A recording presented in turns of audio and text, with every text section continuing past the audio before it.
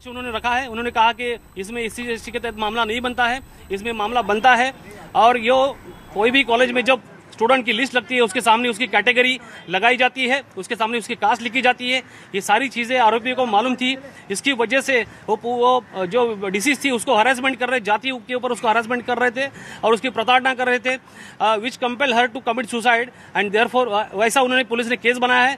तो इसके अंदर हमारी आशंका है कि उसका सुसाइड नहीं, हमारी वो 302 के तहत उसका मर्डर है और उसकी हत्या है। मराठीत सांगाल एकूणच सुनावणीत काय झालं आणि पुढील सुनावणी कधी? याच्यामध्ये आज आरोपींना कोर्टामध्ये आज हजर करण्यात आलं होतं। त्यामध्ये section 31RSUV of atrocity act लावलेला आहे, सेक्शन 4 रॅगिंग ऍक्ट लावलेला आहे, तसेच IPC खाली 306 ऍक्ट लावलेला आहे।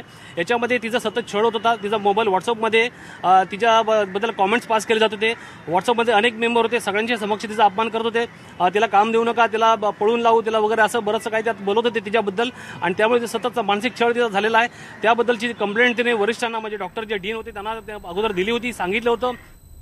डॉक्टर पायल तडवी आत्महत्या प्रकरणासंदर्भात सरकारी वकिलांची ही प्रतिक्रिया, कोणती कलमं लावली गेलेली आहेत, काय नेमका सुनावणी दरम्यान घडलं याविषयीची सविस्तर माहिती सरकार वकिलांनी दिलेली आहे आणि 3 दिवसांची पोलीस कोठडी देण्यात आली आहे तिन्ही आरोपी महिला डॉक्टर्सना।